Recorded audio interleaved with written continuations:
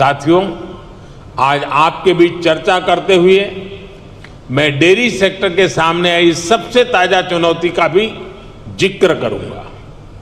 पिछले कुछ समय में भारत के अनेक राज्यों में लंपी नाम की बीमारी से पशुधन की क्षति हुई है। विभिन्न राज्य सरकारों के साथ मिलकर केंद्र सरकार इसे कंट्रोल करने की पुरजोश कोशिश कर रही है। हमारे वैज्ञानिकों ने लंपी स्किन डिसीज की स्वदेशी वैक्सीन भी तैयार कर ली है। वैक्सीनेशन के अलावा जांच में तेजी लाकर पशुओं की आवाजाही पर नियंत्रण रखकर उस बीमारी को काबू करने की कोशिश की जा रही है। साथियों, पशुओं का वैक्सीनेशन हो या फिर दूसरी टेक्नोलॉजी, भारत पूरी दुनिया के डेयरी सेक्टर में कंट्रीब्यूट करने के लिए और सभी साथी देशों से सीखने के लिए हमेशा तत्पर रहा है। भारत ने अपने फूड सेफ्टी स्टैंडर्ड्स पर भी बहुत तेजी से काम किया है।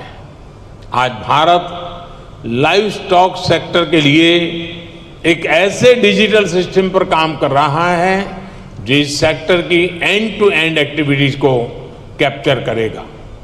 इससे इस सेक्टर में सुधार के लिए जरूरी सटीक जानकारी मिल पाएगी। ऐसी ही अनेक टेक्नोलॉजी को लेकर जो काम दुनिया भर में हो रहे हैं उसको ये समिट अपने सामने रखेगी। इससे जुड़ी एक्सपर्टाइज को हम कैसे शेयर कर सकते हैं, इसके रास्ते सुझाएगी।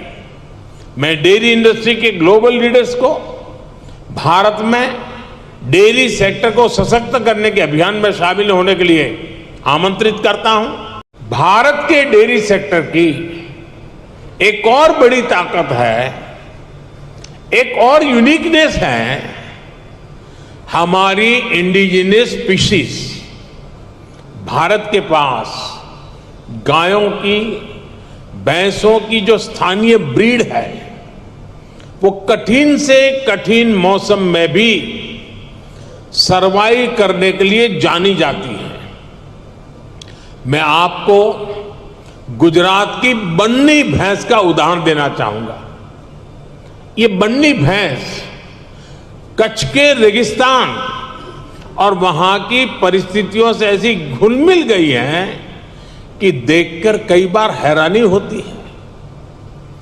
दिन में बहुत ही भयंकर धूप होती है, बहुत गर्मी होती है, कड़क धूप होती है। इसलिए ये बन्नी भैंस रात के कम तापमान में घास चरने के लिए निकलती है। विदेश से आए हमारे साथी ये जानकर के भी चौंक जाएंगे कि उस समय बन्नी भैंस के साथ कोई उसका पालक, उसका किसान उसके साथ नहीं होता है। वो गांव के पास बने चारगांव में खुद ही जाती है। रेगिस्तान में पानी कम होता है, इसलिए बहुत कम पानी में भी बन्नी भैंस का काम चल जाता है।